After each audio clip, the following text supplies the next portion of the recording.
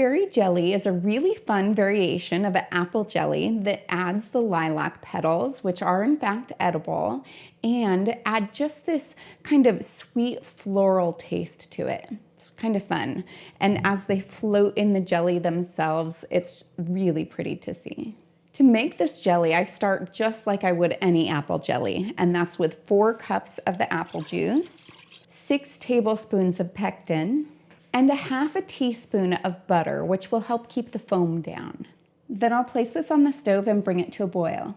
So now I'll prepare my petals, and I do that by removing them from the stems. I just want the purple part. I don't want any of the green.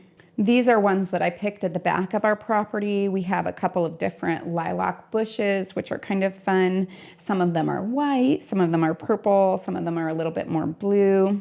The big thing is that when you're looking for the blossoms, you want to find the ones that aren't spent, that the edges aren't turning brown, but you also don't want the ones that haven't opened yet either. So look for a nice open blossom.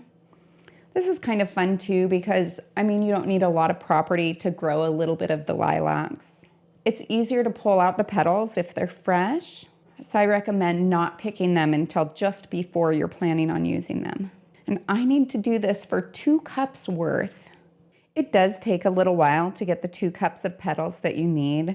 And so that's really a good time to have an audiobook going or, have a TV show. And then you just kind of gradually work your way through it. No big deal. I recommend heating up your apple juice on medium just so that it doesn't come to a boil too quickly because it does take a little while to get all of these petals done. If any of the green bits do come off, you just pull it off. Now that it's to a boil, I'm going to add my 4 cups of sugar and my 2 cups of lilac blossoms. I'll gently stir those in and bring it back to a boil. Flowers are just such a fun thing to work with. Now that it's come to a good rolling boil, I'll set my timer for 1 minute. I try to stir it pretty much the whole time because at this point it's a little easier to scorch it.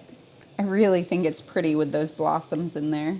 Now I'll fill my half-pint jars up to 1/4 of an inch of headspace, which is the space from the top of the food to the top of the jar.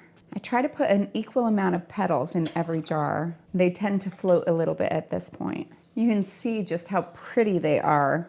I think it's fun. I think they look like little fairy dresses in there, thus the name. And I always like to finish off with a spatula just to get all the rest. And then I'll use a clean, damp cloth to wipe off the rim of the jars. This just makes it so that if any jelly got on the edge of the jar, it won't interfere with the seal. I'll then place on the lids and rings until they're fingertip tight. Next, I'll process these in the boiling water bath for 10 minutes if it's sea level. I'm at 1,200 feet, so I'll go for 15, but I won't start the timer until after it comes to a rapid boil.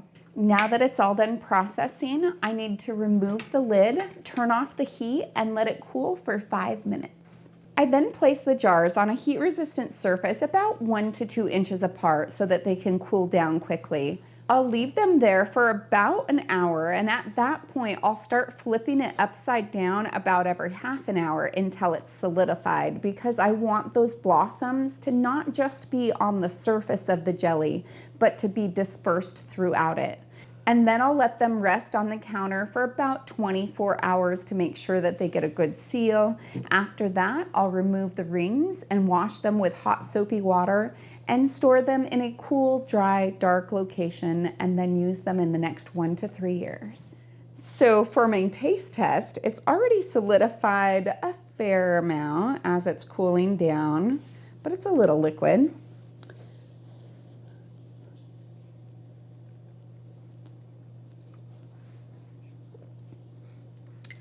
And you get just a little bit of chewiness with the petals. And then of course it's sweet with that little bit of floral taste to it.